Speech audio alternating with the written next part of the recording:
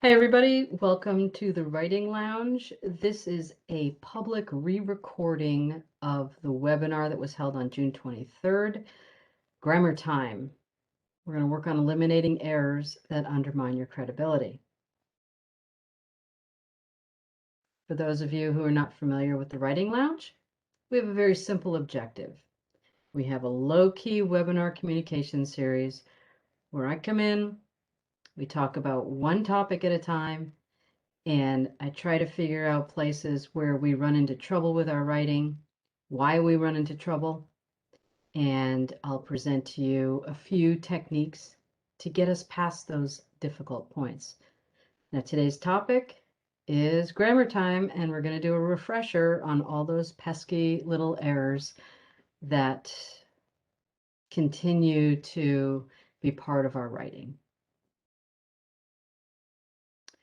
I'm Allison Freyberg. As I said, you can find out everything you need at the Writing Lounge by going to redlands.edu, Writing Lounge.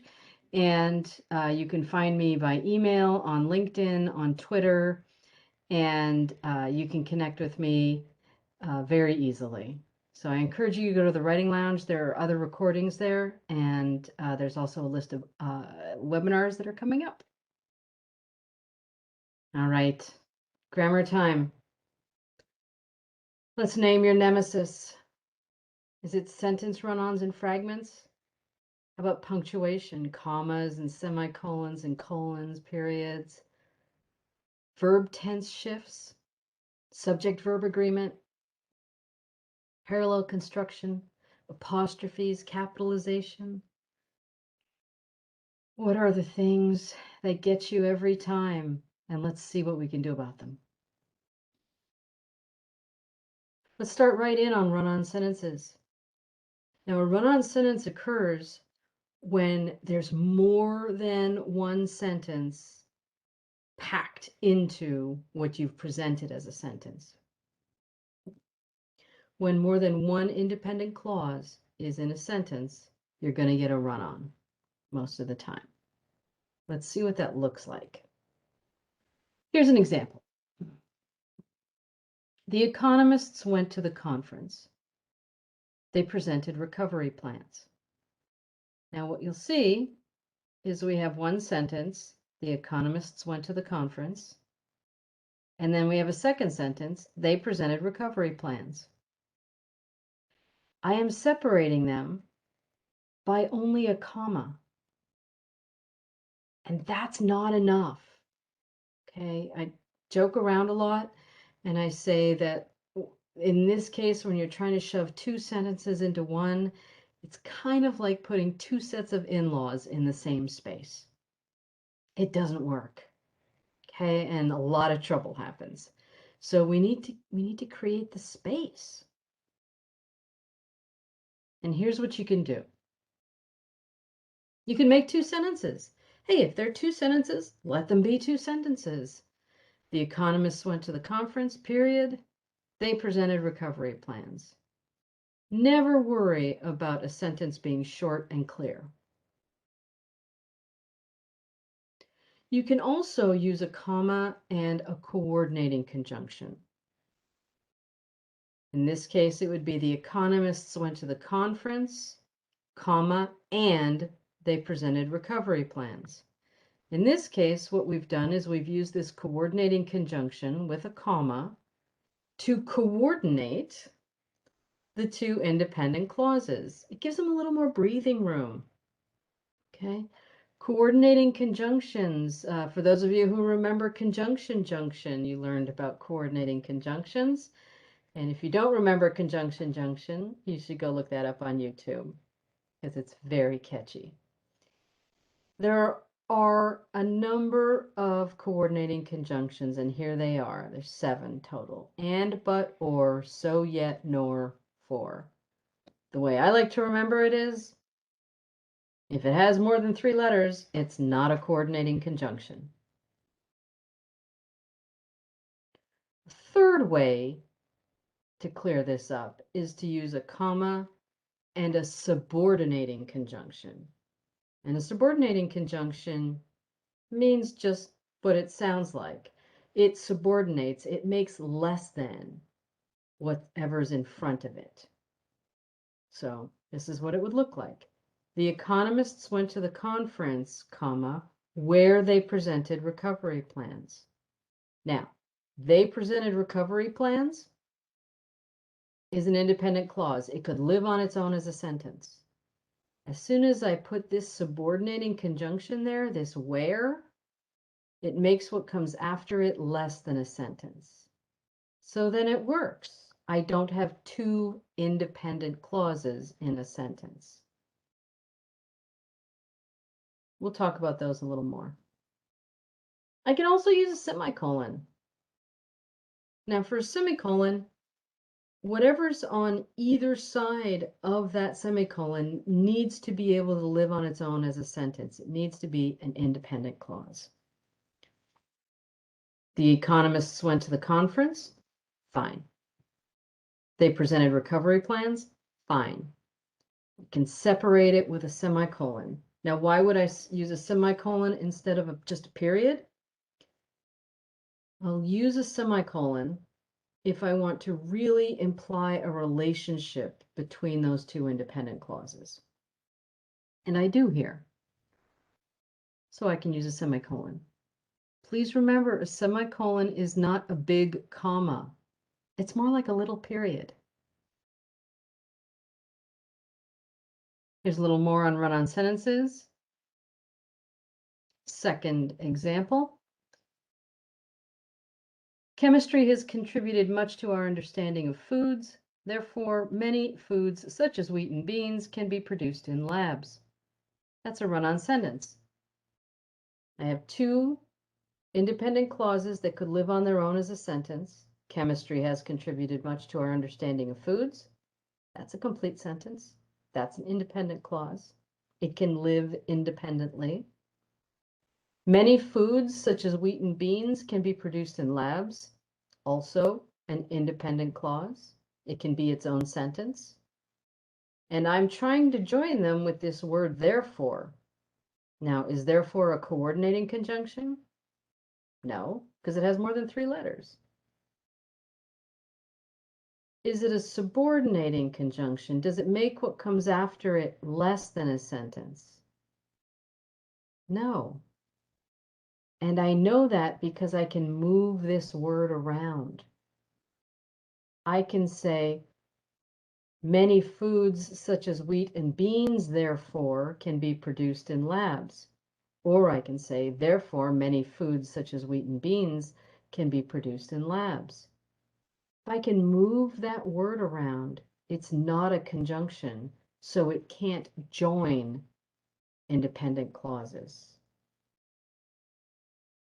So I've got two independent clauses, and I'm not using a conjunction to join them. That's a run-on.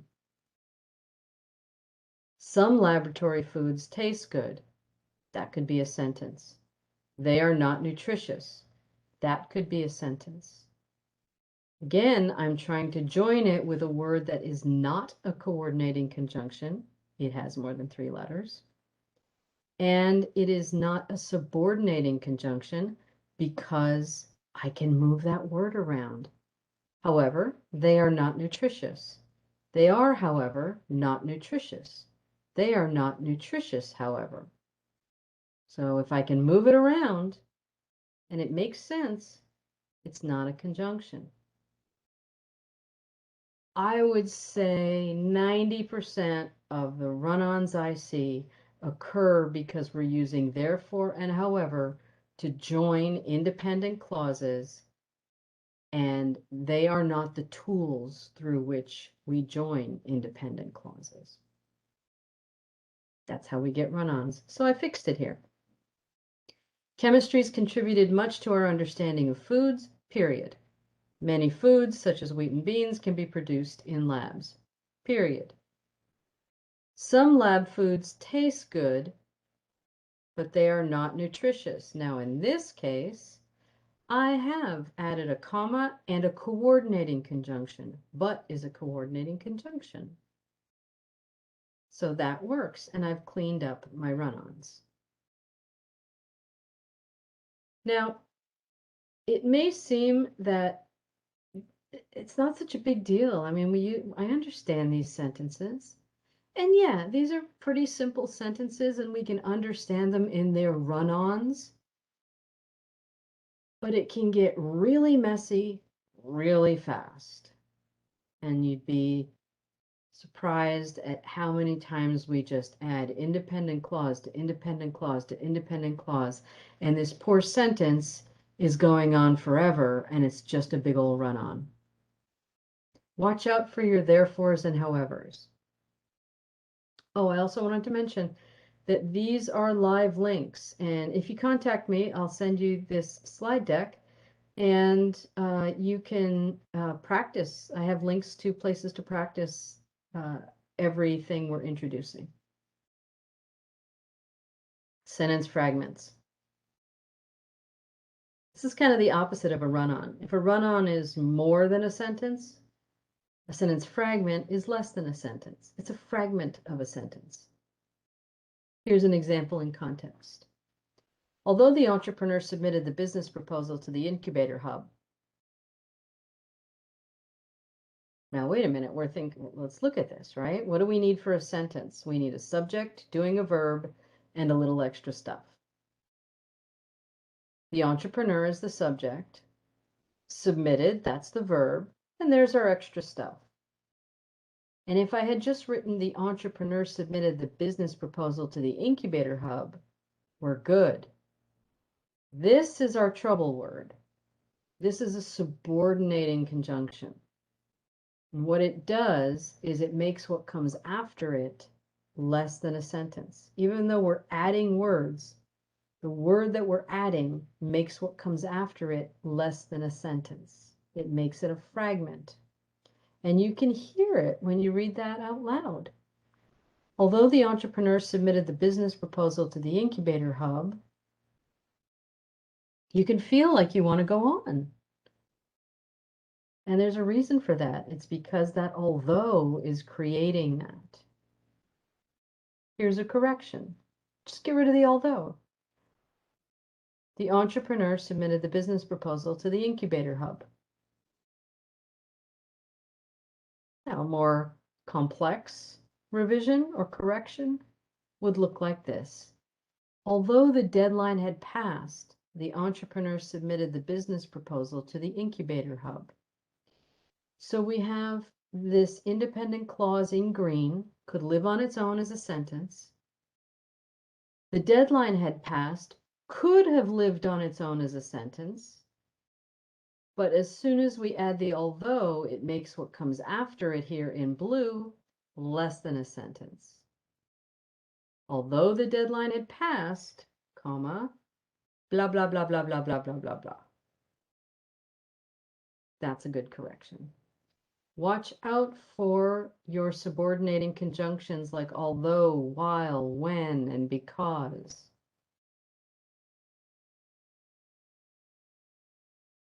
A little more on sentence fragments. Here's one. Running down the hall and into the office. That's a fragment. What do sentences need? They need a subject and a verb. They need someone or something doing something. I don't see the subject here. Who's running? It's not in the sentence. So the sentence lacks a subject. It has a form, this is trying to be a verb, but that's not enough. I'm missing a subject for sure. So that's a fragment. Who did the running? The entrepreneur, there's your subject, went running, there's your verb phrase, down the hall and into the office. That's your extra, your other stuff. Good. Here's another correction. The entrepreneur tripped while running down the hall and into the office. All good. We got a subject, we got a verb, we got some other stuff. You can practice with sentence fragments right here on that link. Bit of a summary for you on sentence fragments. And many fragments occur because subordinating conjunctions are used and they make what comes after it less than a sentence. These are quite a few subordinating conjunctions, so watch out when you're using these that you're actually constructing a full sentence. Punctuation. Let's eat, Grandma. Let's eat, Grandma. Very different meanings. Commas save lives. There's a whole bunch of these all over the internet. You can find your own fun ones, but they do render vivid the role that commas play. Periods separate independent clauses. Semicolons separate independent clauses. Use a semicolon only when you want to indicate a deep interrelationship between the two independent clauses. There's a reason I'm talking in this speedy way in a second. Colons separate independent clauses. Use a colon when the second independent clause explains or illustrates the first. Commas separate items on a list, independent clauses, non-restrictive clauses, and introductory phrases. What? Oh, let's try to talk about this stuff in plain language. I'm not a grammarian. I make mistakes all the time. And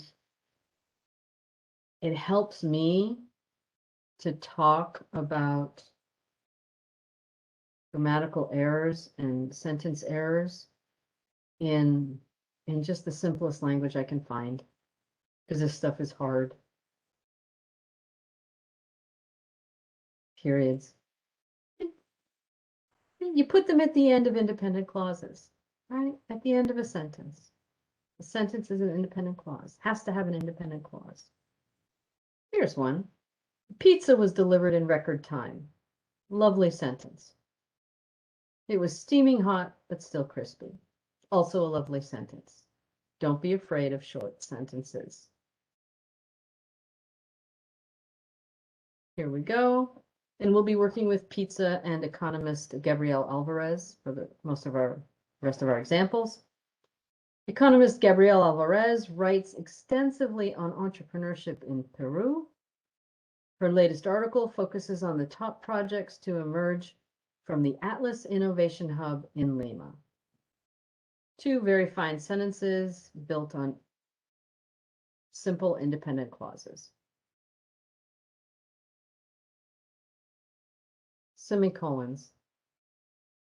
I need you to think of a semicolon as a small period, as a period that has, let's just say, more leaky walls between the two independent clauses. You're trying to imply a relationship between the two independent clauses. Cucina Brava prides itself on the quality of its Neapolitan origins. The chefs use only fresh ingredients from Italy for all their recipes. I chose a semicolon here instead of putting a period there, which would have been grammatically correct. But I chose the semicolon because I really wanted those sentences to speak to each other, to interanimate each other, to show a relationship between each other. And in this case, it's about the Neapolitan origins and relating that to what the chefs use. Now we go to The Economist. Economist Gabriel Alvarez writes extensively on entrepreneurship in Peru. In fact, her career began at the Atlas Innovation Hub in Lima in the early 2000s. Again, I could have separated them by period, but I wanted to really link them closer together because I'm really talking about the beginning of her career, and maybe that's why she writes so extensively on entrepreneurship in Peru. That semicolon's helping me there signal a tight relationship. You can practice using semicolons right here at this link. Colons. These are hard. We're going to use a colon when what comes after the colon explains what comes before it, usually. You can also use a colon to set up a list, like a list is going to come up after the colon. Let's look at some examples. My friends Skippy and Dippy have favorite pizzas at Cucina Brava. Colon, what's going to come after the colon? The list of favorite pizzas.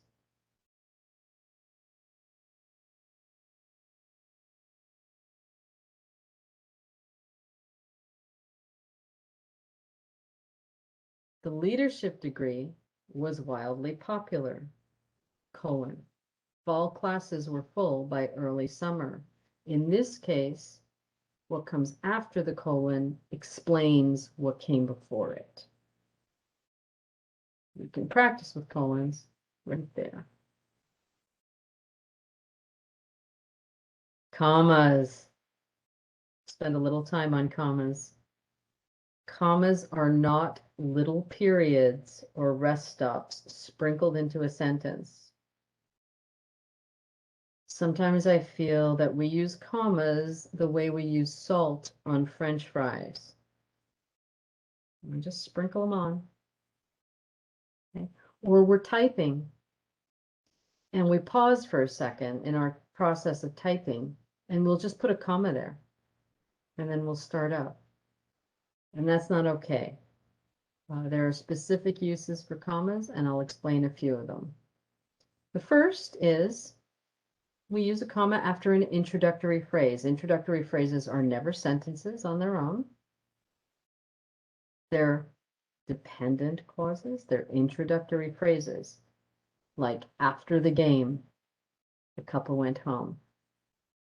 I could have just written the couple went home,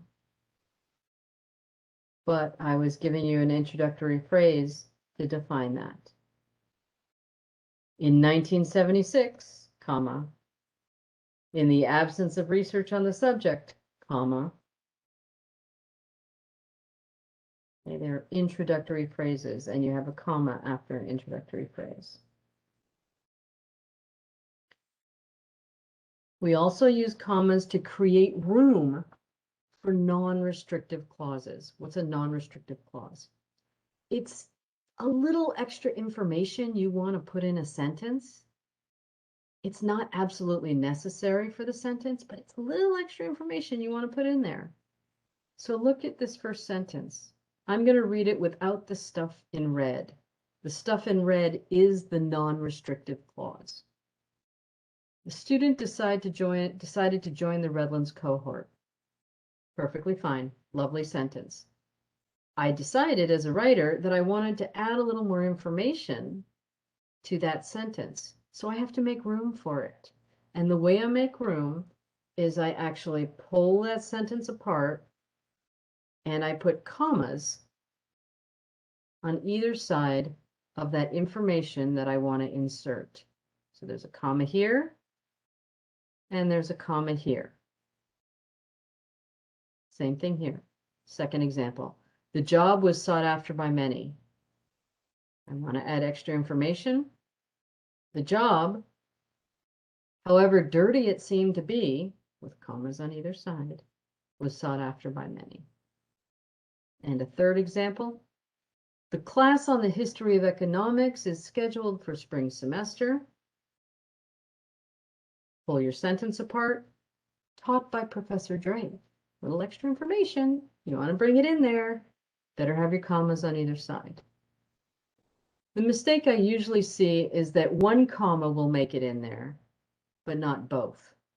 And you need that comma on the front end and the back end of that extra bit of information you're trying to shove into the sentence. You use commas when you're listing items in a series. So she hit 2 home runs, 1 single, and a double in last week's game. There's a comma, there's a comma. Now you do have a choice. You can choose not to put a comma before the last item in a series. I tend to use that comma before the last item in a series. It's called the Oxford comma, and I tend to use it because it can really help. Sometimes it can get really confusing if you don't use it, so I just make a habit of using it all the time. No matter what you're doing, just be consistent. Okay, don't use it in one sentence and not use it in another. He made 1A, 2 Bs, and 1 C last semester. The following was included at the dinner. Now notice there's a colon used there because I'm setting up a list. What comes after the colon is a list. So here's the list: stuffed grape leaves, comma, eggplant lasagna, comma, scalloped potatoes, comma, and blackberry cobbler. And that's sounding really good right now. A little more on commas. You use them with coordinating conjunctions. Remember, and, but, or, so, yet, nor, for. Well, you can't just put the but in there. It needs a comma and a coordinating conjunction. You need both elements to create the space necessary for those two independent clauses.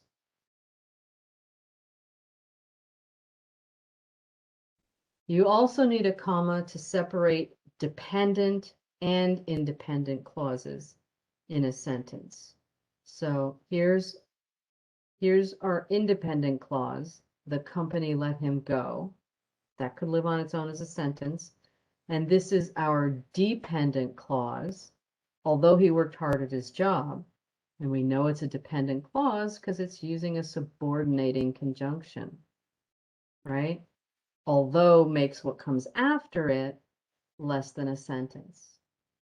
So we need a comma at the end of that dependent clause. Because the humidity was so elevated, comma, the game had to be canceled. While she was eating dinner, comma, the dogs jumped into her lap. Again, more practice right here. All right, verb tenses. Your verb tenses generally should remain consistent throughout a piece. So if you start writing in the past tense, you should keep it in the past tense. If you start writing in the present tense, you keep it in the present tense, unless, of course, something's obviously in the past, and then you would move it around. But verb tense shifts become a problem when we're working in one paragraph and even in a sentence, and something's in the past and something's in the present, and it just gets all confusing for anybody reading it. Here's an example. Economist Gabriel Alvarez explains the process of growing an innovation hub to would-be entrepreneurs who asked questions. I'm a little confused there. Is she explaining now and they asked questions before? Did they just ask a question and she's explaining? One of them is in the present tense, one of them is in the past tense, and as a reader, I'm confused. And the last thing you want to do to your reader is confuse them, because then they will stop reading. Let's fix this. Economist Gabriel Alvarez explained the process of growing an innovation hub to would-be entrepreneurs who asked questions. I just put them both in the past tense. It's a lot cleaner. It's a lot clearer. I'm not confusing anybody. You can practice right here.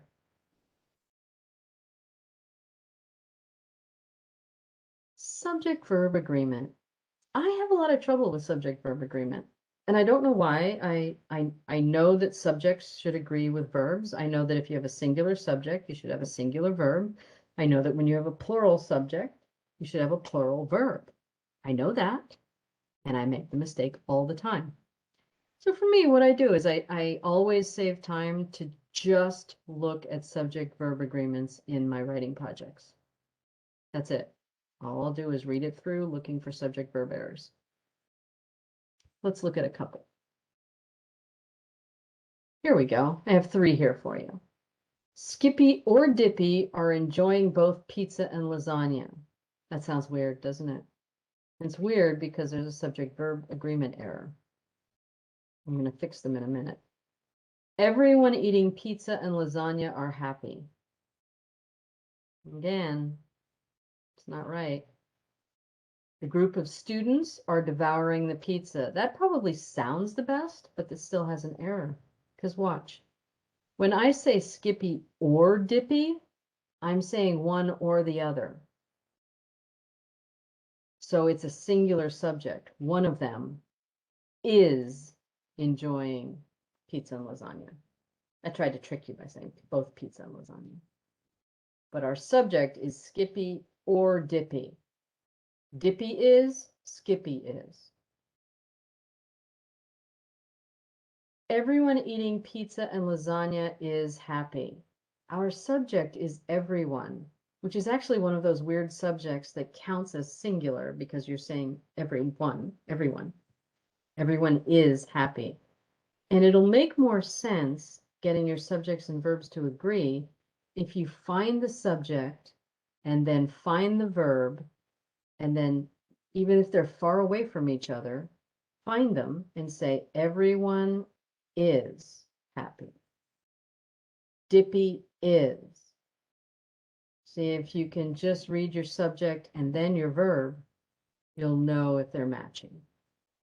Here's a trick one. The group of students is devouring the pizza. What's the subject? Most people would say students. The subject is actually the group. The group is the subject. It could be a group of flamingos. In this case, it's a group of students.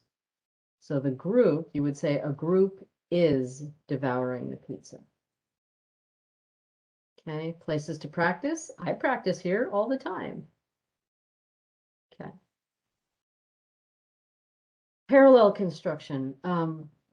This occurs actually most often when people are writing slides. And even though I really encourage people to avoid a lot of bullet point usage in slides, people still use them all the time, and they're very text heavy.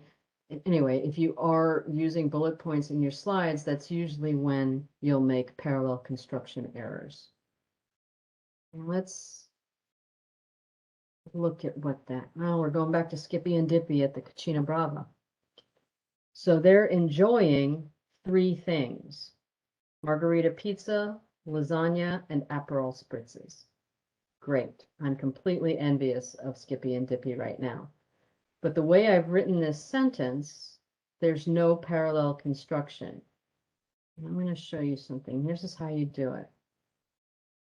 You take the beginning, Skippy and Dippy are at Cucina Brava enjoying. And then break down your list. If I said up here, Skippy and Dippy are at Cucina Brava enjoying the margarita pizza, that makes sense. If I say Skippy and Dippy are at Cucina Brava enjoying they ordered the lasagna, that makes no sense.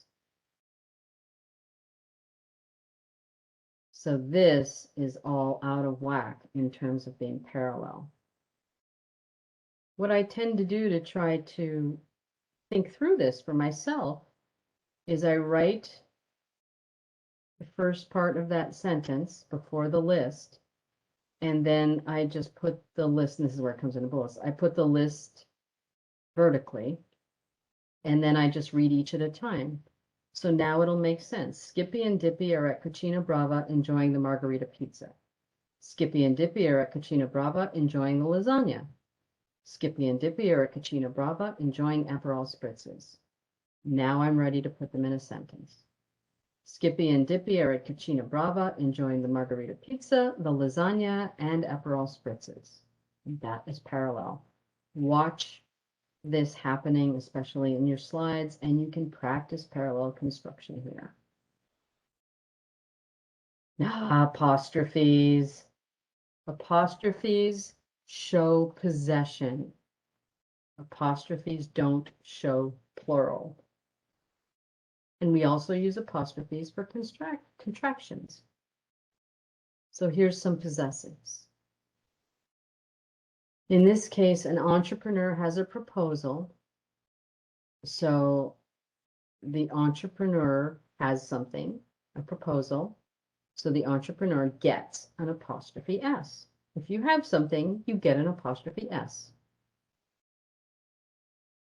Let's get a little trickier. Two companies have 1,000 employees combined. So It's two companies. It's more than one company. They have a bunch of employees. So the companies stays plural, and then it's supposed to get an apostrophe S. I just told you if something has something, it gets an apostrophe S. Why doesn't this have an apostrophe S? Well, since the word ends, usually a plural will end in an S, then you don't need that second S after the apostrophe. But when you're constructing it, you can go ahead and think of it that way. Okay, we have multiple companies, so it's plural. It gets an apostrophe S. Oh, look, the word ends in S. I don't need that second S. Of course, there's some exceptions, but that'll take you through a lot of stuff. Children are plural, and they have something. They have a game, so they get an apostrophe S. Now, contractions are when you're making two words become one. So did not becomes didn't, have not becomes haven't.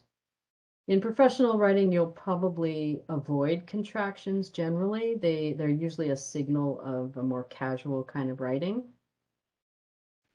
That said, I tend to occasionally use contractions in my professional writing, especially when I want to draw attention to a moment, because it's going to draw people's attention. So sometimes I do want to signal a moment that's more casual, but these are more style decisions rather than grammatical issues.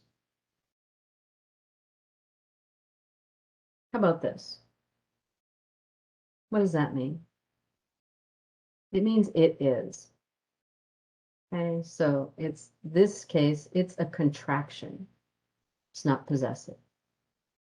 What's this? This is the only possessive that doesn't use an apostrophe. It's possessive. The computer has its quirks. What's this? Nothing. It's nothing. It doesn't exist. Stop it. And what's that? What on earth is this? I have no idea, but I know terrible, terrible things have been done to the avocado here, or the avocados. I don't know. If you're making a word plural, make it plural first, then deal with whether or not it has something, it possesses something. Don't do that. What is this? If it's supposed to be who is, then it should be WHO apostrophe S. If that's the person whose car was parked in the driveway, then it's WHOSE. This is nothing. And this, I don't know why we're seeing this these days. This is when it's open on Sundays, all Sundays. So Sundays is plural. Plurals don't have apostrophes. It should just be SUNDAYS. If you want to practice this stuff, again, go right here. And we're getting towards the end.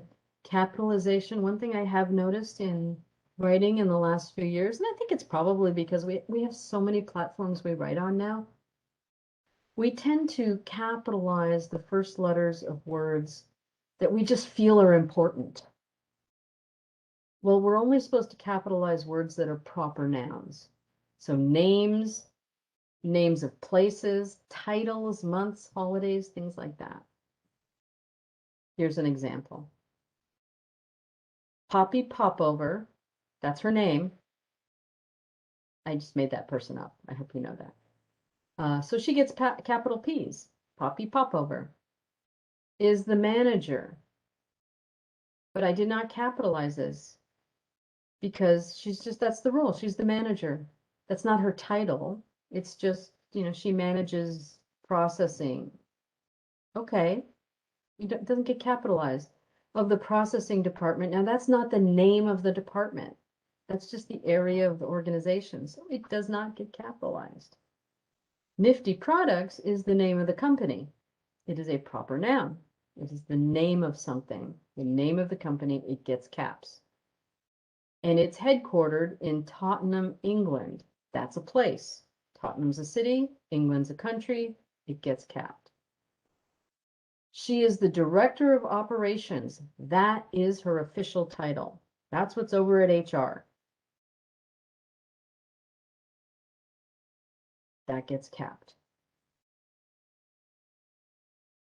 Here's a second example. Last February, that's a month. Select University of Redlands. That's the name of a university. Gets caps.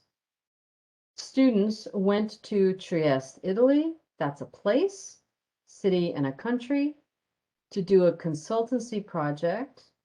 It's not the specific name of something, with a wine exporter. And again, it's not the name of the company there. It's not the name of the exporter. It's not the name of the exporting company, so no caps, who was seeking to expand operations. And again, just operations just is a thing. It's a process. It's not a specific department. It's not a proper name. You can't just capitalize words that you feel are important. Proper nouns get capitalized. You can practice down here. And finally, I will leave you with what I like to call the real proofread test. As you're working through writing projects, you get to the point where you think you're ready to proofread. Don't do what I call the bumblebee method. That's when you leave something up on your screen and you just go, you kind of read it, you go, bzz, bzz, bzz, bzz, bzz, bzz. You're not going to see anything that way. You're not going to be able to edit. If you can, print out your paper. Yes, really. And if you can't print it out, that's okay. But if you can, do it. Read your paper out loud so that someone 10 feet away from you can hear you. And most importantly, read exactly what's written and obey your grammar and punctuation as written. So if there's a comma there, you pause. If there's no comma there, you don't pause. If you read whatever is on that page. Now, our brains will try to fix the errors before we realize it. And what comes out of our mouth will be fixed. So you have to mess up that tendency. You have to mess up the narrative flow. You have to mess up the momentum. And you can do that by starting with the last paragraph, reading that, then going to the second to last paragraph, then the third to last paragraph. In other words, don't read from beginning to end, read from end to beginning by paragraph, and you'll mess things up. You'll mess up that autocorrect in your head.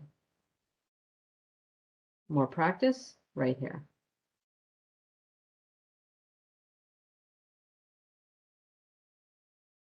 It's not right, but every time you make a usage error, you give someone a chance to dismiss you. Now, language is a living thing. It is never innocent. And there are regionalisms, there are grammars, there are dialects. It's growing and it's changing every single day. And that's the beauty of language. And yet, there's a public discourse that's out there for judgment.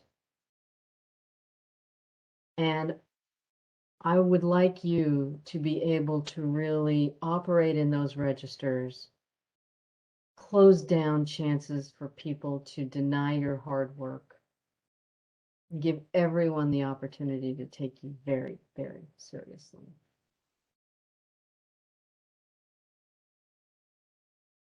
This is what we worked on. I highly recommend Mignon Fogarty's Grammar Girl.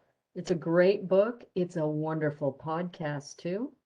And she's also very active on Twitter. You can, it's lighthearted, it's fun, it's fantastic.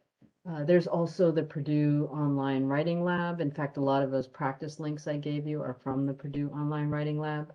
And there's always Rosenwasser and Stevens Writing Analytically, a fantastic book. If you are in my BUSB 301 class, you'll be working with that book. All right, and that takes us to the end of Grammar Time. This is what's upcoming in the Writing Lounge. And thanks for coming.